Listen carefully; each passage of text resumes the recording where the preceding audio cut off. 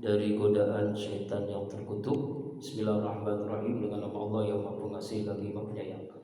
Hari ini kita membahas surah Al-Baqarah ayat 122 sampai 126, melanjutkan pertemuan Kamis yang lalu.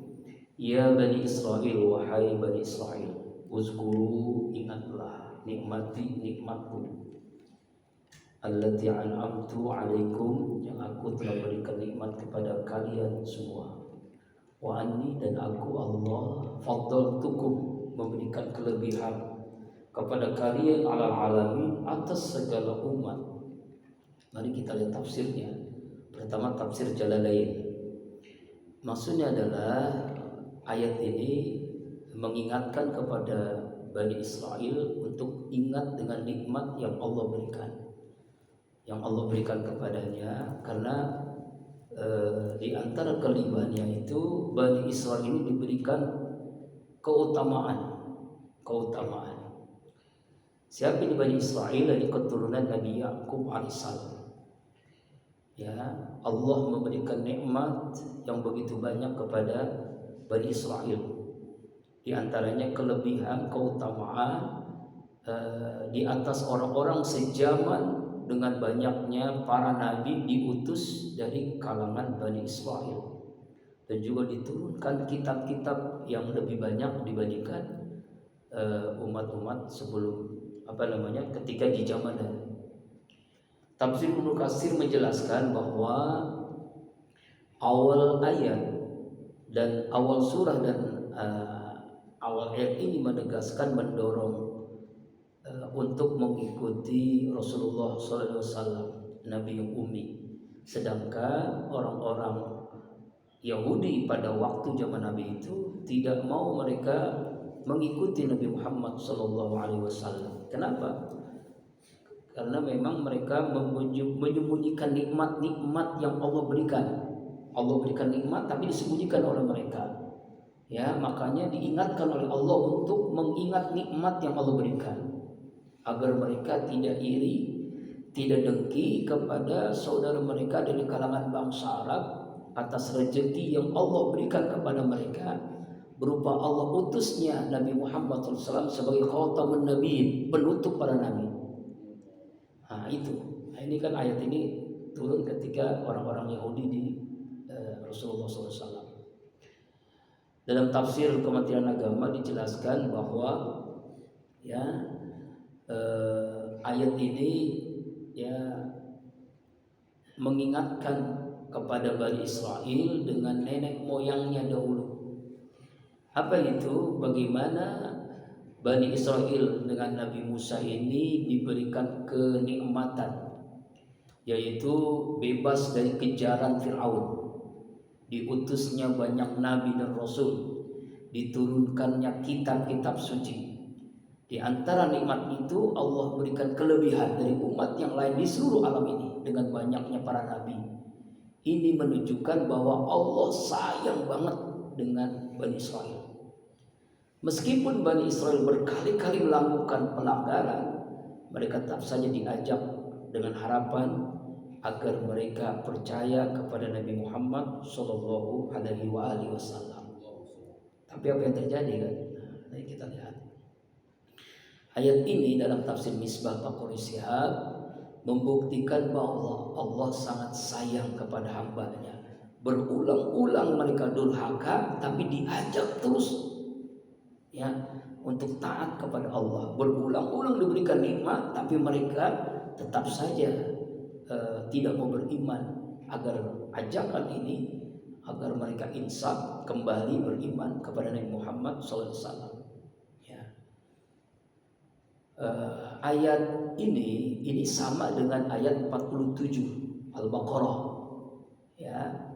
yaitu mengupakan dalam konteks tentang nikmat Allah agar lebih mendorong mereka kaum Bani Israil bersyukur sekaligus mengingatkan penyebutan nikmat dengan kecaman dan ancaman yang disebutkan dengan ayat-ayat sebelumnya sesudahnya. Yang rahimakumullah, kemudian ayat 123. Wattaqu yawman la tajzi nafsun an nafsin syai'an wa la yuqbalu minha 'adlun wa la tanfa'uha syafa'ah wa la hum yunsarun. Takutlah kamu pada suatu hari di waktu seorang tidak dapat menggantikan seorang pun sedikit pun, dan tidak akan diterima suatu tebusan daripada, dan tidak akan berikan manfaat syafaat, dan mereka tidak akan ditolong. Tafsir Jalalain menjelaskan kita ini jangan takutlah pada suatu hari yang tidak menggantikan seorang atas orang lain sedikit pun, ya, yaitu kapan itu? Yaitu ketakutan pada hari yaumul hisab, perhitungan. Sebab tidak ada orang yang sanggup menolong orang lain sedikit pun. Suami tidak bisa menolong istri, istri tidak menolong suami, ayah tidak menolong anak, anak tidak menolong orang tua. Kita nafsi-nafsi. Dalam surah As-Su'ara, a'udzubillahi minasyaitonir rajim, yauma la yanfa'u malun wala banun illa man atallaha biqalbin salim. Ingatlah pada hari tidak berguna harta yang kita miliki, keluarga yang kita miliki, kecuali hamba Allah yang memiliki qalbun salim, hati yang bersih. Nah, ini pada hari itu perhitungan yaumul hisab, yaumul qiyamah, nggak ada yang bisa nolong tuh, nggak ada yang bisa menolong kecuali amaliyah kita, amal kita waktu hidup di dunia ini.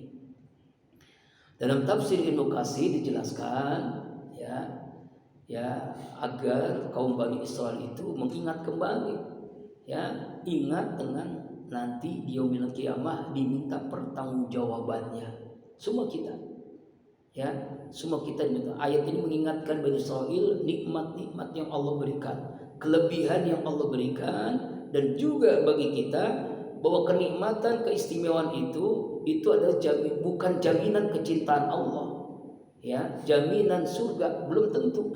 Orang kaya masuk surga belum tentu, orang berilmu masuk surga belum tentu, bahkan orang yang beramal soleh pun belum tentu masuk surga. Siapa yang masuk surga? Orang yang mendapat rahmat Allah, dapat kasih sayang Allah. Makanya kita memburu kasih sayang Allah dengan cara sungguh-sungguh taat kepada Allah. Nah, ini maksudnya. Lalu ayat 124, kita kembali lagi kepada Nabi Ibrahim, kisah Nabi Ibrahim alaihissalam. Wa idibtala Ibrahim rabbuhu bikalimatin fatamahunna qala inni ja'iluka linnasi imama qala ya silakan qala wa min zurriyyati qala ya la yanalu ahli zalimin. Ingatlah ketika Nabi Ibrahim diuji Allah Tuhannya dengan beberapa perintah larangan. Nabi Ibrahim lulus dalam menunaikannya. Ya, Nabi Ibrahim itu bapaknya para nabi. Ya, seluruh anak cucu keturunannya nabi. Nabi Ibrahim punya anak dari dari istri beliau Sarah, Nabi Yakub, Nabi Ishaq. Dari istri beliau yang kedua Siti Hajar punya anak namanya Nabi Ismail. Istrinya dua-duanya nabi, cucunya nabi juga, cicitnya nabi juga. Dari Nabi Ishaq, Nabi Yakub, dari Nabi Yakub, Nabi Yusuf, dari Nabi Yusuf terus Nabi Sulaiman, Nabi Daud dulu. Nabi Sulaiman, Nabi Daud, terus ke nabi-nabi yang berikutnya, Nabi Musa, Nabi Isa. Dari Nabi Ismail terus sampai ke Nabi Muhammad SAW. Makanya kalau punya istri jangan satu, ya, dua, nabi dua-duanya tuh. Ini istri satu, anak tiga, anak lima, anak empat, nggak ada yang jadi nabi. Ya nggak mungkin ya, nggak mungkin. Bukan nabi lah. Nah, doa Nabi Ibrahim kenapa anak-anak cucunya itu nabi? Doanya ringkas, padat. Robbi habli minas sholihin. Ya Allah, karuniakan hamba anak yang soleh. Makanya jangan lupakan doa itu, Pak. Ketemu anak, doa itu. Ya, anak siapapun. Ya. Nah, apa ujian-ujian yang terjadi kepada Nabi Ibrahim? Mulai dari beliau diuji dengan pencarian Tuhan, ya, melihat bulan, melihat matahari, melihat macam-macam tuh. Wah, ini bukan Tuhan saya. Masa Tuhan bisa hilang, gitu kan? Kemudian ujian apa lagi? Ujian akhirnya menemukan Allah sebagai Tuhan, sebagai Rob, sebagai Ilah. Diuji, ya, dengan dibakar hidup-hidup oleh Namrus karena beliau Nabi Ibrahim membakar, menghancurkan patung-patung yang disembah. Diuji itu, ujiannya berat, dibakar hidup-hidup. Ya, ujian lagi yang terjadi. Makhluk-makhluk Allah menawarkan diri, malaikat menawarkan diri. Ya Ibrahim, kalau kamu berikan aku untuk api ini jadi hilang, sangat mudah. Tidak. Nabi Ibrahim berdoanya apa? Hasbunallah wa ni'mal wakil, ni'mal maula wa ni'man nasir, la haula wa la quwata illa billah. Cukup. Tidak ada daya, tidak kekuasaan, hanya Allah. Nah, apa yang terjadi? Karena tawakalnya hanya kepada Allah, makhluk apapun memberikan bantuan tidak mau. Apa Allah? Kata Allah kepada api itu, ya narkuni bardan wasalaman ala Ibrahim. Api dingin sejuk, selamatkan Nabi Ibrahim. Nabi Ibrahim selamat dengan api yang membakar tubuhnya. Ya, tuh. Jadi kalau ada api, coba abang-abang baca ayat ini, pegang api, insya Allah hangus. Ya, karena yang baca kita. Ya. Apalagi ujiannya, ujian yang lagi Nabi Ibrahim tidak punya anak. Hampir 80 tahun menikah dengan Siti Sarah, nggak punya anak. Ya, akhirnya Siti Sarah memerintahkan Nabi Ibrahim untuk menikah lagi karena nggak punya anak. Akhirnya Siti Sarah memilih budak ya yang ia miliki untuk menjadi istri Nabi Ibrahim. Ya, awalnya nggak mau, tapi dipaksa jadi mau. Kapan ya istri saya maksa gitu. Ya bang ya. Kemudian akhirnya nikah dengan Siti Hajar, hamil. Nah, nyalehnya Siti Sarah juga hamil. Sama-sama hamil melahirkan Ismail dan Ishak. Ada kecemburuan tuh. Allah perintahkan, ini perintah Allah, agar jangan bersama-sama di Palestina. Disuruh hijrah ke Mekah. Mekah waktu itu nggak ada manusia. Mekah waktu itu hanya padang pasir, nggak ada apapun. Diuji oleh Allah. Karena ini perintah Allah, laksanakan. Di Mekah, Siti Hajar dengan Ismail bayi, cuma berdua, nggak ada manusia lain. Kata Siti Hajar, bahasa saya, bang, emang kenapa saya kesini? Memang cemburu sih? Bukan, ini Allah perintah. Oh, perintah Allah, laksanakan. Perintah Allah, laksanakan. Abang kok kembali lagi? Ini perintah Allah. Oh, oke, silakan. Nabi Ibrahim kembali ke Palestina. Nah, Siti Hajar berduaan dengan Ismail bayi. Lama-lama air susunya kan habis. Akhirnya bolak-balik mencari air agar bisa menyusui kan. Bolak-balik 7 kali Safa ke Marwah. Itulah yang dilakukan oleh jamaah haji umrah. Ya, sa'i, kadang jalan, kadang lari. Robiqfir warham taqarrub. Akhirnya apa yang terjadi? Berusaha yang amat kuat, berusaha bayi Ismail kecil dari kakinya keluar air. Apa kata Siti Hajar? Zamzami, kumpul. Akhirnya itulah air Zamzam yang sampai kiamat tidak akan habis. Berkata batu, taat kepada Allah. Maka ini nih karena taat kepada Allah, walaupun gak bisa berkali-kali, insya Allah bisa. Iya, masa nikah aja bisa, ini gak bisa kan? Ya. Itu ujian Nabi Ibrahim. Ujian beratnya apa lagi? Ketika menjelang akil balik, disuruh melihat, diperintahkan oleh Allah melihat anaknya. Kangen kan Ibrahim, Ismail kangen ketemu. Ketika kangen-kangennya berduaan main-main di Mekah, Allah perintahkan lewat mimpi untuk menyembelih Ismail yang sudah akil balik lah, sudah ganteng-gantengnya, tampan-tampannya. Kalau ini perintah Allah, apa kata Nabi Ismail? Qolibti al-matukmar satajiduni insyaallah minasabin. Perintah Allah, laksanakan ayahku, laksanakan. Nah, berkali-kali iblis jangan terjadi itu penyembelihan. Dia goda Ismail, dia goda Ibrahim, bahkan istrinya pun digoda. Lalu akhirnya dilempar Ismail, Ibrahim dan Siti Hajar. Bismillah, Allah Akbar. Bismillah, Allah Akbar. Itu dilakukan jemaah haji. Jumratul Ula, Jumratul Wusta, Jumratul Aqabah, haji parda. Dan bareng saja haji, sama-sama bareng haji. Cuma beliau kelas elit, kalau saya mau kelas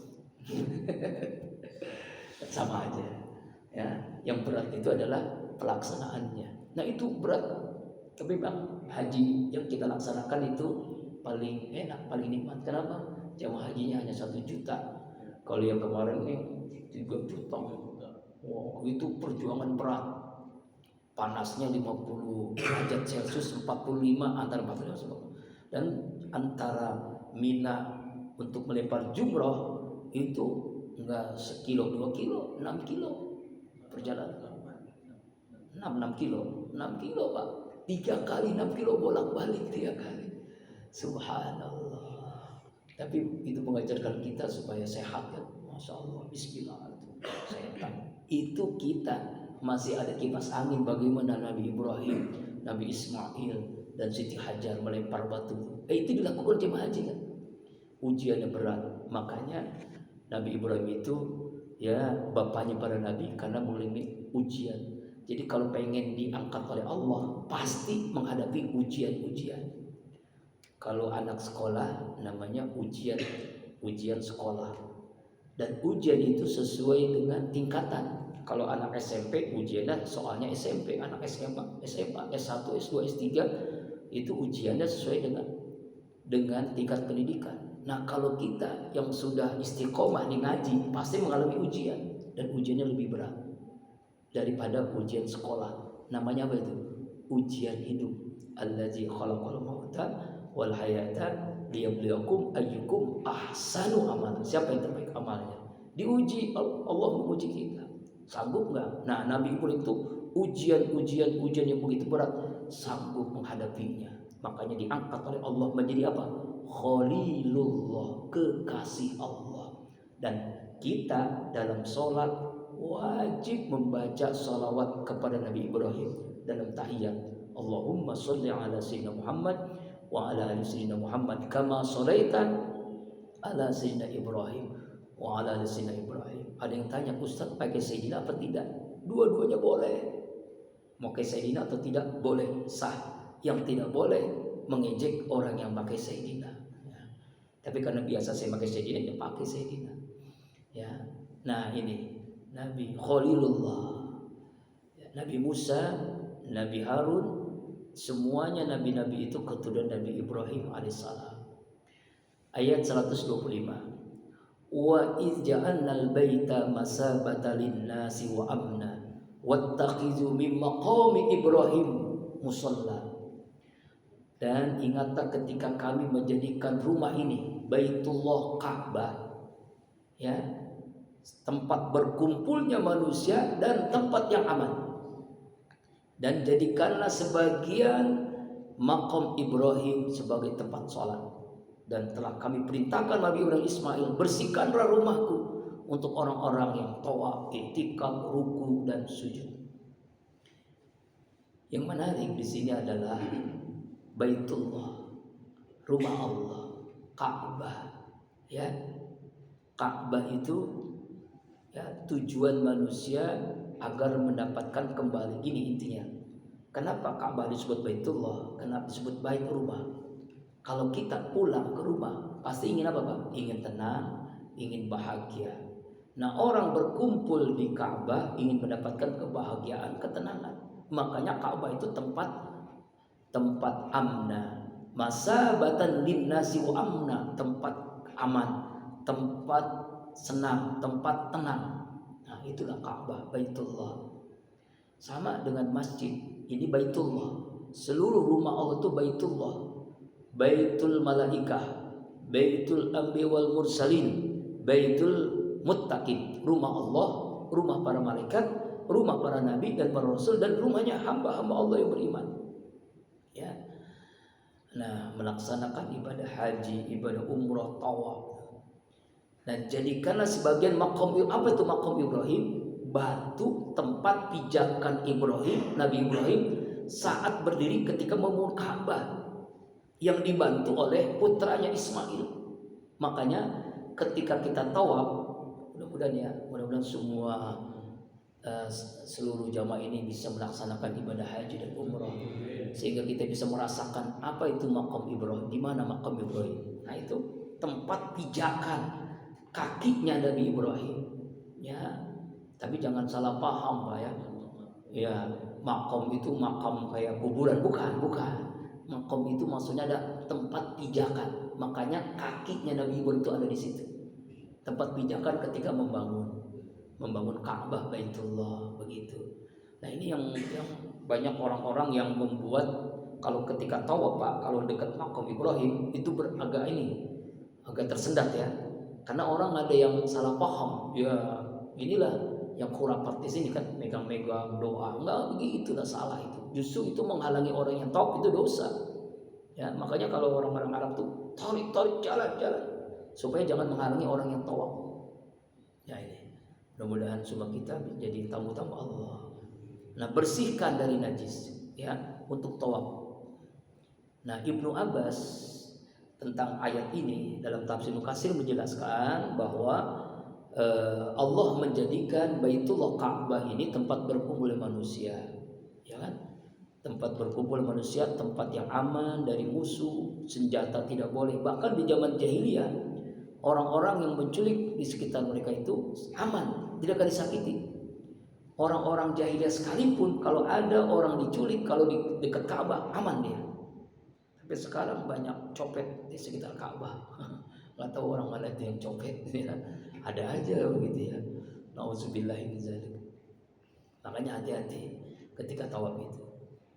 Ada yang tanya, Ustadz itu kan tawaf kan ada wanita, ada laki-laki menyatu, batal dong wudu kita. Nah kita kalau mazhab Syafi'i memang batal. Tapi di sana kan mazhabnya Hambali dan juga Maliki kan. Jadi artinya ketika bersentuhan laki-laki dan perempuan di mazhab Hambali itu tidak batal. Ya. Kalau kita kekeh dengan mazhab Syafi'i, kita bawa ke sana, wah nggak selesai tawaf. Iya, batal terus. Apalagi saya sama istri ibadah haji. Kalau saya pakai mazhab Syafi'i, udah jangan pegang, nanti batal. Insya Allah istri saya diambil orang. Makanya tawaf sa'i kita pegang terus. Kita pindah mazhab, niat pindah mazhab, boleh. Ya, jadi jangan kekeh dengan mazhab yang kita pakai di Indonesia ini. Nah, mari kita lihat dalam tafsir Misbah, Ka'bah ini diluluskan sebagai amnan, memberikan kesan bahwa keamanan itu bukan hanya Ka'bah, tapi wujudnya sendiri adalah aman. Ya. Dan ada sebuah sejarah, kita ini kan diciptakan oleh Allah dari tanah. Nabi Adam Allah ciptakan dari tanah kan. Nah, tanahnya itu diambil dari yang sekarang Ka'bah itu di bawah Ka'bah. Kenapa orang itu seluruh manusia duduk nih pasti rindu dengan Ka'bah? Karena memang kita asalnya dari situ, tanah di Ka'bah itu. Dan orang setelah haji umroh nggak ada yang mengatakan kapok saya haji, nggak mau lagi kesini, nggak ada. Walaupun berat melaksanakan ibadah di sana, pasti ingin kembali lagi. Kenapa? Asal kita di situ. Beda kan? Dan pasti Pak, ini dipastikan sepreman-premannya kita, sebrengsek-brengsek kita, pendosa kita, ketika pertama kali melihat Ka'bah pasti nangis. Kalau nggak nangis, minta kepada Allah hati yang lain. Pasti nangis. Kenapa? Ka'bah Bakah itu nangis, tempat orang menangis. Apalagi ketika tahu pada ya Bang ya. Haji ya, Masya Allah. Itu Pak, Masya Allah. Pengen kembali lagi. Padahal kita masih melaksanakan ibadah haji. Belum pulang pengen kembali lagi, belum pulang aja pengen kembali lagi. Masya Allah, mudah-mudahan bisa kembali lagi nih. Allahu Akbar. Ka'bah. Nah, kehadiran kita di situ tuh sangat nyaman. Kenapa? Karena rumah Allah, rumah yang membawakan keamanan, kasih sayang Allah, maha damai. Sama dengan kita ingin tenang, dekati Allah yang maha tenang, maka kita akan tenang, akan damai. Ya. Maqam Ibrahim ini tempat sholat, tempat beri Nabi Ibrahim ketika membangun Ka'bah, ya itu. Nah ini kemudian ayat 126. Ini singkat-singkat saja ya supaya kita ngepasin waktu suruh. Wa iz qala Ibrahim rabbi ij'al hadha baladan aminan warzuq ahlahu min ath-thamarati man amana billahi wal yawmil akhir. Ingatlah ketika Nabi Ibrahim berdoa. Doa ini, doa Nabi Ibrahim nih. Kalau tadi tentang anak, doanya Rabbi habli minas salihin. Dan Nabi Ibrahim ini berdoa luar biasa doanya, Pak. Mendoakan negerinya. Jadi kita ini sebentar lagi kan merdeka nih. Doakan negeri kita. Doanya apa Nabi Ibrahim? Nah ini bagus nih, amalkan nih doa ini untuk negeri kita Indonesia. Rabbi ja'al haja baladan aminan. Ya Allah, jadikanlah negeri ini negeri yang aman, negeri yang sentosa. Ya Allah, jadikan negeri Indonesia aman. Tapi jangan diganti ayatnya karena doa. Ya, jadikan negeri kita, negeri Indonesia, negeri yang aman, negeri yang sentosa. Kecuali terjemahnya boleh. Tapi kalau Al-Quran nggak boleh diganti. Doanya Nabi Ibrahim untuk Mekah. Makanya Mekah ini kota yang aman. Warzuk ahlahu, berikanlah rezeki kepada penduduknya ya Allah. Pendidikan. Apa itu? Minat samarati, buah-buahan. Ya, rezeki yang luar biasa. Makanya orang sana tuh nggak ada yang kekurangan rezeki. Kenapa? Karena doanya Nabi Ibrahim alaihissalam. Allah Akbar. Man amana minhum billahi wal yawmil, kepada orang yang rezeki itu penduduknya yang beriman tentunya kepada Allah, yang beriman pada akhir. Kalau orang kafir nggak dapat rezekinya. Rezeki. Qala wa man kafara fa umattu qalilan summa taru ila azabin nar. Dan Allah berfirman, kepada orang-orang kafir pun aku diberikan kesenangan sementara, kemudian aku paksa yang menjadi siksa neraka, dan itulah seburuk-buruk tempat kembali. Jadi doa ini dikabulkan oleh Allah hanya untuk orang beriman. Sedangkan orang kafir walaupun dia di sana, dia masuk neraka. Lalu bagaimana tafsirnya? Ya. Dalam tafsir Al-Muyassar dijelaskan, ingatlah ketika Nabi Ibrahim berdoa kepada Allah. Ya Allah ya Rabb, jadikanlah Mekah ini negeri yang aman dari ancaman rasa takut. Berilah penuh rezeki dari berbagai macam buah-buahan. Khususkanlah rezeki ini kepada orang yang beriman kepada Allah dan pada akhir. Barang siapa yang kafir, akan aku berikan rezeki dunia, aku berikan kesenangan, tapi sementara. Nanti di akhirat aku paksa dorong masuk neraka, kata Allah. Dan itulah seburuk-buruknya tempat tinggal orang-orang kafir. Allah Akbar. Nah, doa Nabi Ibrahim untuk menjadikan kota Mekah dan sekitar sebagai kota yang aman. Doa yang menjadikan keamanan. Dan itu terus sampai kiamat. Ya, makanya ketika kiamat itu 2 kota yang aman. Kalau pengen aman, Pak, 2 kota, Mekah dan Madinah itu aman. Kenapa? Karena dijaga oleh malaikat. Dajjal seluruh dunia masuk kecuali 2 kota tadi, Mekah dan Madinah. Allah Akbar. Ya, Allah menganugerahkan penduduknya dan orang-orang yang berkunjung ibadah haji, ibadah umroh aman, tenang, bahagia. Jadi orang yang melaksanakan ibadah haji umroh, yang tawaf, yang sa'i, yang bermalam di Masjid Wukuf di Arafah, melempar jumlah, dan pokoknya pelaksanaan ibadah haji di kota Makkah aman. Karena doanya Nabi Ibrahim alaihissalam. Doanya luar biasa, Masya Allah. Ayat ini mengajarkan untuk berdoa kita untuk keselamatan tempat tinggal kampung kita, negeri kita.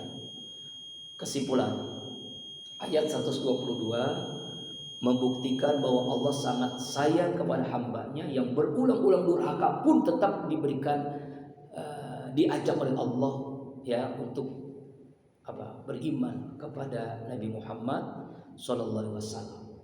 Kesimpulan 123, jangan menduga bahwa kenikmatan, keistimewaan diraih oleh seorang atau suatu masyarakat merupakan jaminan kecintaan Allah terhadap mereka. Jangan duga bahwa orang kaya, punya jabatan, orang berilmu, jaminan surga. Belum tentu. Betapapun banyak limpahan nikmat Allah di dunia, sama sekali bukan bukti nanti di akhirat seperti itu. Ya, bukan bukti orang kaya masuk surga, pejabat masuk surga, terkenal masuk, belum tentu. Banyak yang kaya masuk neraka, Qarun. Banyak yang kaya, banyak pejabat masuk neraka, Fir'aun. Banyak orang pintar masuk neraka, Balaan. Nah itu orang orang pintar masuk neraka. Banyak orang terkenal masuk neraka. Abu Lahab, tabbat syada Abi Lahab.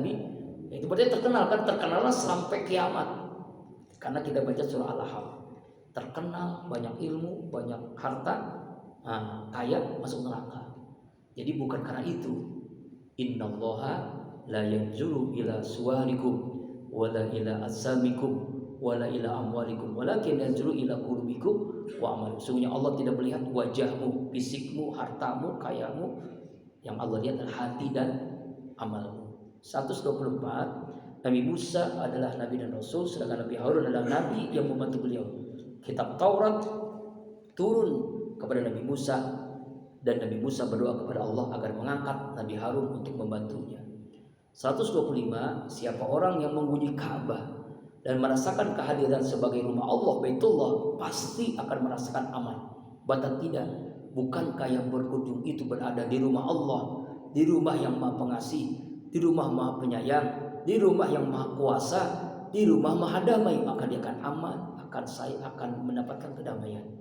Terakhir 126, ayat ini bukan saja mengajarkan agar berdoa untuk keamanan dan keserikatan Mekah, tapi juga mengandung isyarat tentang perlulah setiap muslim berdoa untuk keselamatan, keamanan wilayah tempat tinggalnya, apalagi negerinya.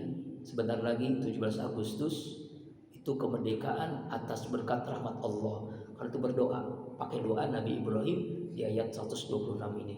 Mudah-mudahan apa yang kita baca kita bisa mengerti. Sebelum kita tutup doa, mungkin ada